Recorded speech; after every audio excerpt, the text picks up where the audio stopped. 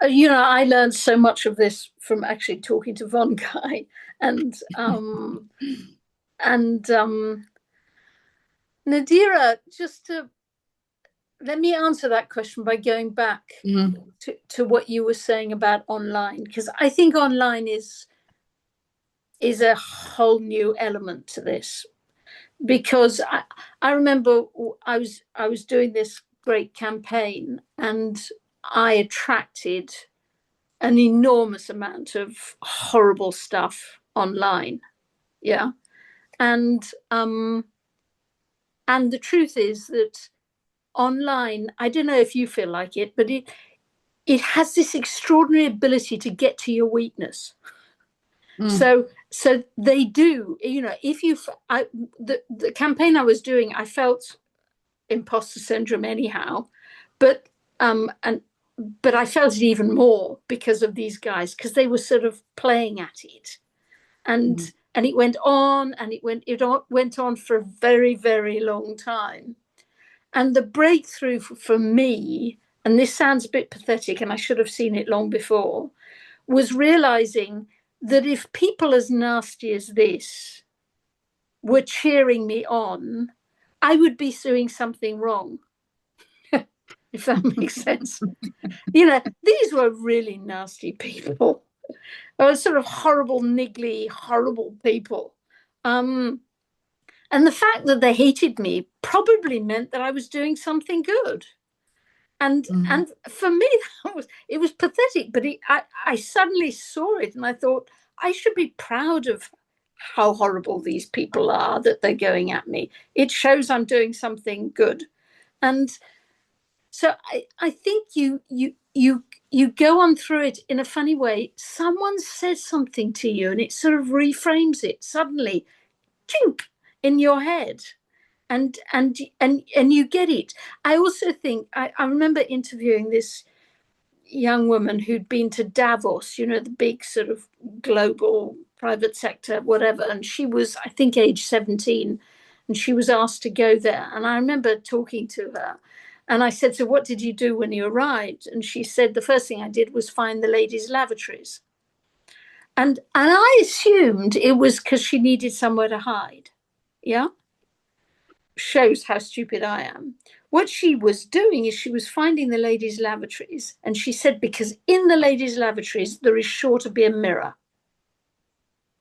and I will look at that mirror and talk to myself and say to myself, "You were invited here for a reason.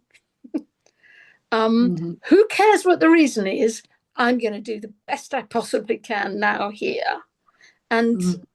my imposter syndrome, I'll feel that tomorrow. But here and now, I'm going to go through it. And I think, it's easier to be brave sometimes, and it takes courage to go through and do something that makes you so uncomfortable and so question your own legitimacy. So where do you get courage? You get courage. I get courage from walking in trees. She got courage by talking to herself in the mirror. Others get courage by talking to their mothers. Others get wherever you get the courage. And some of the courage comes because what I'm doing is so important that I've just got to Mhm. do it. Mhm. Julian, when you are doubtful yourself, you're doubting yourself,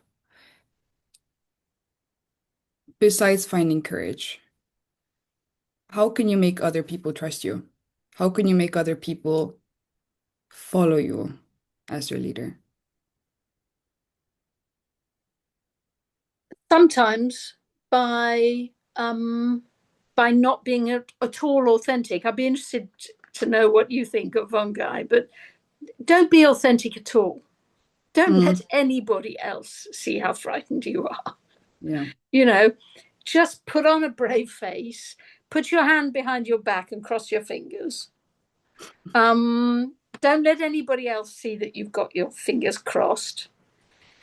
Don't Yeah. pretend you know everything. Don't pretend this is going to be easy, but just say, this is why we're doing it and we're going to do it. And I think that level of just take a step forward. Mm. But don't tell everybody how frightened you are. Yeah. That's not helpful, and fear is so contagious. Mm. So it's okay for Nadira to tell us how frightened she was on to come on this call, because she's already shown us that she knows why she's on the call and she's going to do it. Mm-hmm. Yeah. Vongai, how do you lead through doubt Yeah, practically? going to contradict what Julius just said now, I think there's one of the elements that you said, never ever let people see how afraid you are. I'm paraphrasing now. And I think for me, it's almost the opposite of that, because I'm trying to read what I'd written here, because I think earlier on in my career, I used to think for people to trust you and to follow your leadership. I think for me, there was a big misconception that, I have to show up in a certain way. But what I've realized is that the more authentic I am, I think the challenge for me becomes, how do I balance authority and vulnerability, right? Mm. But the more I try to balance that, the balance maybe is not the right word, but the congruence, I think the more I kind of come in, because already by the time we're at our age, people are thinking and they've got this vision of you. So if I go in and say, hey, on, this is how good, this is I'm leading you, sometimes people will think we don't listen to what you're saying because you don't understand our world. So, but sometimes when I've come on a call, like right now, I've got three big organizations that I founded, that I lead. They're operating across 30 countries and beyond. And people are expecting you to have answers. Sometimes I go on a call with some of my team and say, hey, either I've got no clue, I'm feeling vulnerable today because of XYZ. And I think for me, that has helped build trust, because people say, when I say Mm. something, it kind of means a lot. So today, it's not that I want to share every anxiety with the team. For me, that's not their job. Mm. But do I need to pretend to possess certain things? So of course, I try to create Yeah. environments where we can say, this is what we know, this is what we're testing. So I think for me, genuinely speaking, I love what Julia said about authenticity, but I'm not sure, sometimes you need to be fearful. Sometimes I think I was talking to someone who I can see on this call recently, and I was saying Mm. to, because they were like, gosh, Vongai, we want to get to a point where you don't care what people say. And I said, you know what? At some point, I had approval addiction, because I grew up like this. And when I'm under pressure, my desire to be liked increases, right? And this is how I've dealt with it. So to that point, when I lead through doubt, is that already there's a voice in my head saying, if you mess it up, because as a young girl, I was told perfectionism, this and all these other things that are internalized, right? So when Mm. it comes to a point where I am leading my teams and I'm thinking, gosh, this is far from perfect. This is not how things should work. For me, in that very moment, I can hear a voice saying, hey, Vongai, they will not respect you. But over time, I think this is one of the benefits of age. I've learned one or two tricks to silence that voice and to lead, to think, you know what? It's okay to Mm. go what I'm going through. What do I need to learn? Who do I need to have mentors? Whose shoulders do I need to stand on? Yeah, so I think for me, that would be my perspective to that question around, yes, you can live through doubt and imposter syndrome, but what is more important is which voice is determining or dominating that conversation in your head. Mm. Thank you, Vongai. Now, we have a couple of minutes before we go to the audience Q&A, and I said before that I would like to come back to these, let me call them intergenerational learnings. And rather than lecturing Nadira or vice versa, Vongai, I would like for you to highlight something that you have learned, maybe from Nadira today or other younger leaders, about how to manage, how to overcome, how to be done with imposter syndrome. Okay, thank you so much. So there's a lot of things that I've learned from another generation, but one thing that I've genuinely learned, even from this call and beyond, is that there's so much, I'm trying to think what's the best way to say it. I think there's much more that we don't know yet, right? So because sometimes, like my kids, I'm a mother of 3 boys, right? So sometimes they come to me with so much confidence, and you think, gosh, you're lost. And then I've been trying to tell them this is how you learn, and they're like, Mommy, let us learn from our own mistakes. So sometimes I think from that younger generation, sometimes I've noticed that younger leaders often give themselves permission, right, to be beginners in ways that many of us don't. Just even hearing Nadira, when I was Nadira's age, I would never think of coming into spaces like that. So even just you know, gosh, I wish I could have that from a young age. So, and at the same time, I hope that younger leaders don't lose the value of preparation, right? Because confidence is wonderful, but sometimes confidence grows strongest when it's rooted in substance. So perhaps the exchange between generations, my generation can learn to carry uncertainty with less shame, but also the younger ones can remember that curiosity, I think sometimes in preparation, are very powerful combination. Nadira, same question to you. What have you learned from more experienced women? I think a lot, and I love that they also mentioned the whole like fake it till you make it thing. I saw it in the comments as well. I think that's so true for me, especially like we're always just it's fine to just act for a bit. And I think it's great to hear that from them as well. It's not like, oh, am I not being my authentic self, or like is it wrong that I'm actually being someone I'm not? But even that person that I'm acting like I am is actually me, it's just a more confident me. So I'm really glad to hear that from Vongai and Julia. And it's yeah, very reassuring. Yeah. Thank you, Nadira. Now, you I've seen a couple of comments throughout the past 45 minutes or so asking, when comes the time for me to ask my question? Well, that time is now. Put in your questions into the comment section, and my dear colleague Success will share them back with me. And while you do that, I just have one really quick question for you, Julia. What's the one piece of advice you would say to yourself in the moment where you doubted yourself most?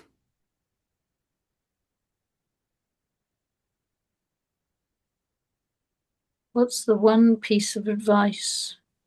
Vongai, you answer that for me. Okay. She's So, ready. not ready. I'll just waffle through it, right? So I think one piece of advice that I would tell my younger self is not to be more confident. For me, I think confidence is overrated. I think instead I would sit beside her for a moment and say, hey, Vongai, you don't have to earn humanity before you earn your voice.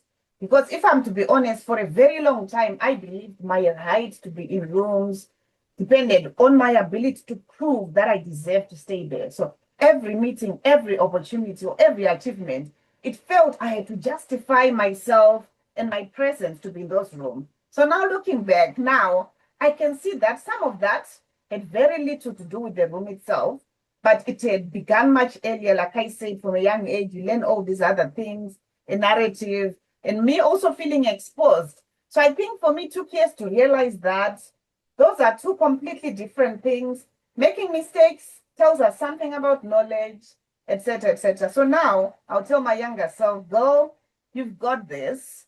You've got a right to defend your humanity. And if people accept you, great. If they don't, it's their mistake and their loss. But also keep humble. Mm-hmm. Well, what do you think of the catchy slogan, fake it till you make it? Do you subscribe to it? Yes, there's a space for that.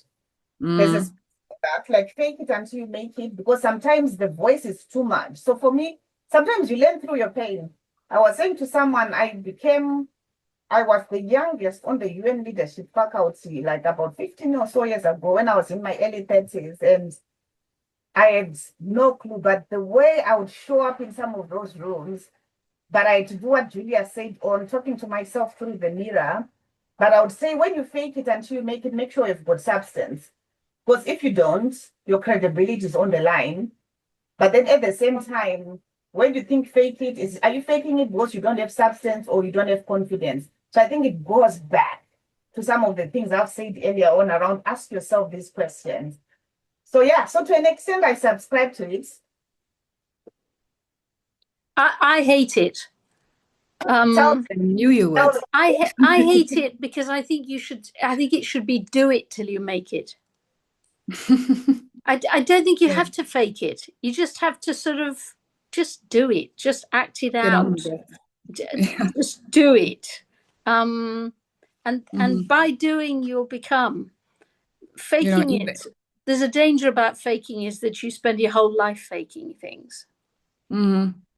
Yeah, even when you do it with a shaky voice, shaky hands. Get in there. Don't hold back. You've got a good question to ask. You don't ask it because you want to be quiet, because you think it's a stupid question, because you don't think you should be there. And then somebody else asks the same question and it's exactly your question. You're sitting there thinking, that was my question. Why didn't I ask it? Now, do we have any questions? If so, please do put them into the chat so we can pick them up from there. There seem to be a few hands raised. And now the hand is not raised. I lost it. Well, I think Malaika anyways. wants to share something. Yeah, something about your country. Malaika.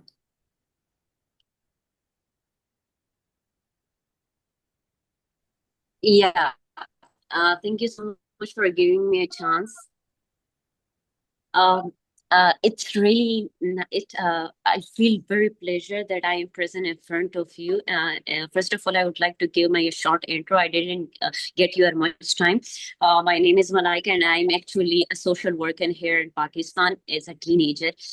But there is a major issue which is circulating in Pakistan recently, which is known as Jammu Azad Kashmir. And because we are the empowering, talking about the empowering of women, so I know that this problem should be put forward. That's why I'm sharing this problem with you all, because I'm present here further to put forward my voice toward you. The Azad Jammu Kashmir, the area of Pakistan, there is the human rights violation is started here. So I would like to put forward the voice of their young women and young girls who are violated here.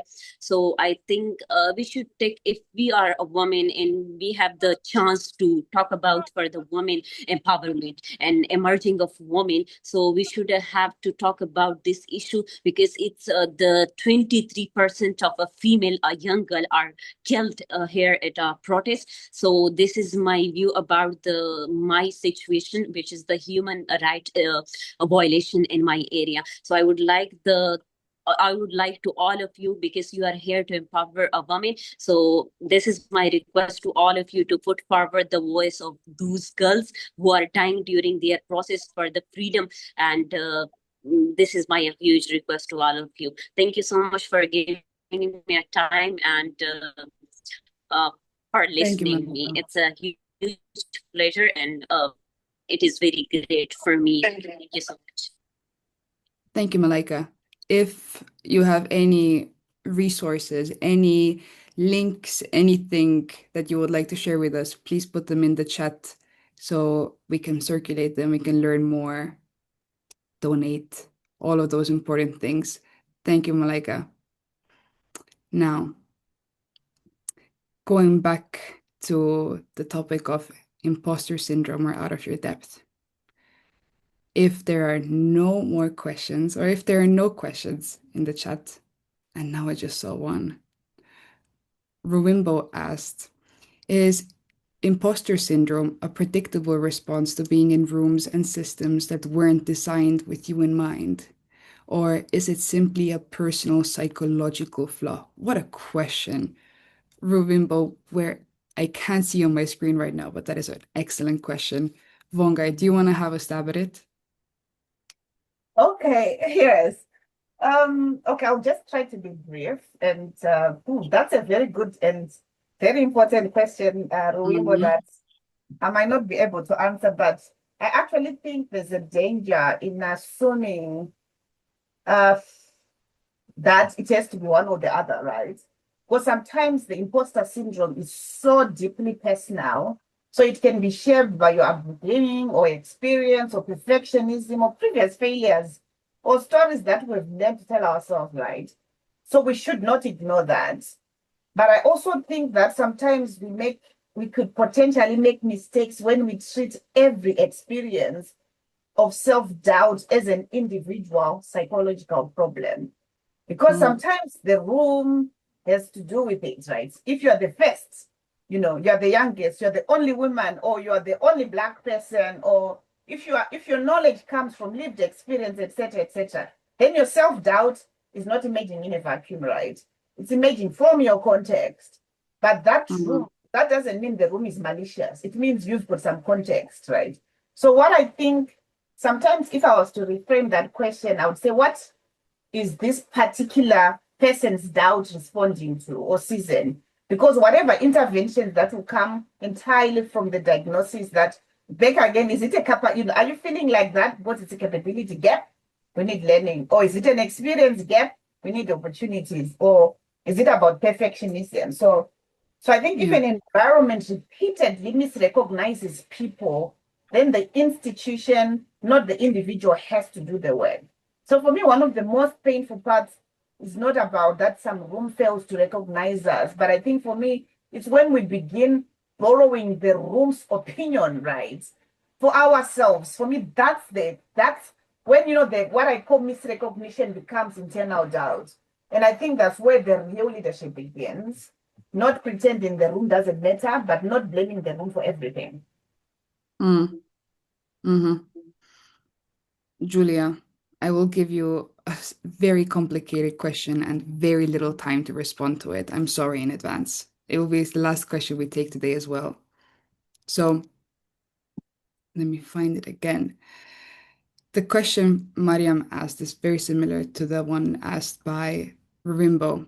And it goes, I wonder whether imposter syndrome is sometimes less about an individual's confidence and more about institutional cultures that make certain people continually question their legitimacy. And how do we avoid reducing a structural issue to a personal one?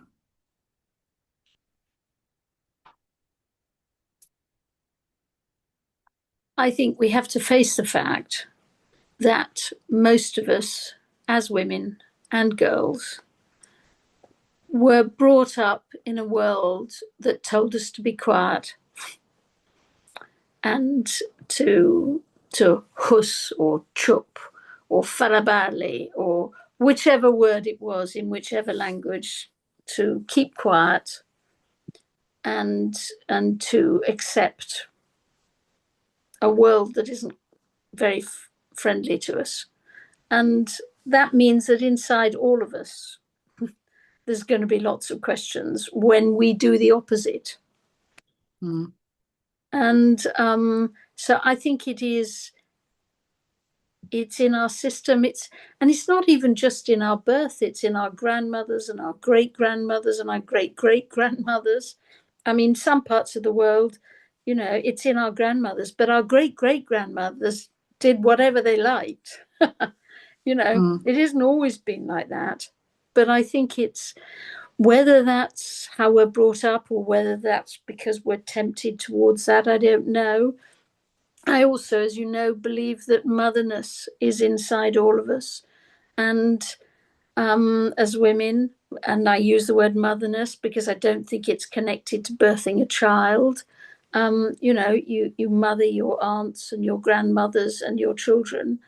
And motherness means that all of us have slightly less ego.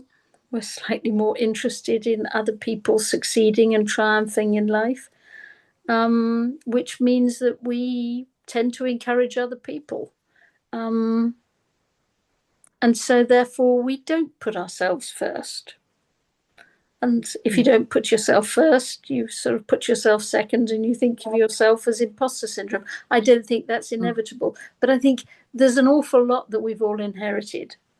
And while loving and respecting what we've inherited, we also need to break the cycle a bit and stand up. And as a result of that, we will feel some imposter syndrome. And when we do, we should be delighted because it means that we are standing up. Yeah. Can I just put something for 30 seconds, Mario? Because what Julia said, she got something in me. All right, go ahead. 30 seconds on the clock.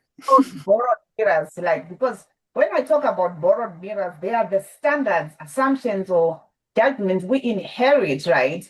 From people, institutions, or culture who tells us what counts, who counts, whose knowledge matters, etc. So when we begin to see ourselves through those borrowed reflections, for me, rather than through truthful understanding. So this is why I always say I'm so careful when I assume, my son is here, when I assume that every experience of imposter syndrome is simply psychological flaw, because sometimes we've been looking into borrowed mirrors, we've entered environments that have inherited narrow definition of what leadership looks like. So I just wanted to throw in there that for me, this distinction matters because it depends whose frame, are you looking at it? Right now, nations were running on borrowed mirrors because someone decided these are SDGs, organizations, etc. I mean, that's a conversation for another time, but I just wanted to throw that in. Borrowed mirrors. I think me and many of the other people here will keep using that phrase for quite some time. Thank you, Vongai. And with that, I'm gonna start to close up this wonderful community event of ours. And first, I would like to say huge thank you to everyone who was able to join us today and who gave us your very thoughtful questions. We are so, so, so thankful. And another big thank you to our speakers for giving us their time and insights today. Thank you all for being here, and it's a wonderful way to wrap up this community event. Well done, Mia. Well, thank you, Julia. Before we end, there are some fun opportunities I would like to share with you. If you are a young woman between the ages of 18 and 30, and I've seen a couple already, I would love to invite you to join the Women Emerging Wave Makers Leadership Accelerator this November. It is a free 6-week leadership accelerator by Women Emerging for young women already leading change in their communities, workplaces, and networks. Join to use our 4E's methodology to find your own way of leading, connect with other wave makers, and attend live sessions with speakers from around the world. As I said, participation is completely free. All you need is commitment, curiosity, and an internet connection. You'll find the link in the chat. Do sign up or nominate the young woman you know. Lastly, stay tuned for the next Women Emerging community event in September. Once again, I strongly recommend that you join the Women Emerging community to ensure that you will be the first one to know the date, time, and topic. We are very excited to see you there. And before you leave, please drop in a line in the chat about how you liked the event today and if you have any feedback for us. It will go a mile in helping us curate the right topics and format for our future events. Thank you very much. And now, with all of that, thank you all so much for joining and being here. Huge thank you to our wonderful guests for sharing their insights and perspectives, and I will see all of you in September. Well done. Bye, bye, bye, bye, bye. Have a beautiful rest of your day. Bye. Bye, Alam. Bye. Bye. Rabia, you have your Bye, hand raised. everyone. Hello, am I audible? Yes, I can hear you. I'm so sorry. My Oh, I I lost just you again. wanted, I just wanted to ask, is there any flexibility in the age criteria for joining this initiative that you have just shared? Because I'm 35 and I would love to join you. Let me ask my Wavemakers community manager. I don't want to get your hopes up, but I will do that for Uh-huh. you. If you drop All your right. email below, I'll let you know what they think. All right. It means a lot. I'll just drop my email address. Thank you so much for hearing. Of course. Have a beautiful rest of your day, Rabia. Oh, thank you. I actually mistakenly joined for some reason late. I don't know. I was just not able to join, but then I requested and I joined it. I wanted to ask another question: that is it able to get recording of this session? Success. Can you help us with that question? Yes, so according to what we shared back in. All right. So I just dropped my email address, so you can, reach out to me on this if possible. Thank you, Rabia. And Success said that there will be a recording coming later. All right. Thank you so much. Thank you for that. Yeah. Thank you. Thank you. Sneha, I Bye-bye. see you are. Hello. I want to ask that is okay. In where do I live? My country is not showing, like Pakistan is not in the options. So what should I choose? No, in the options where? Can you give me a bit more context?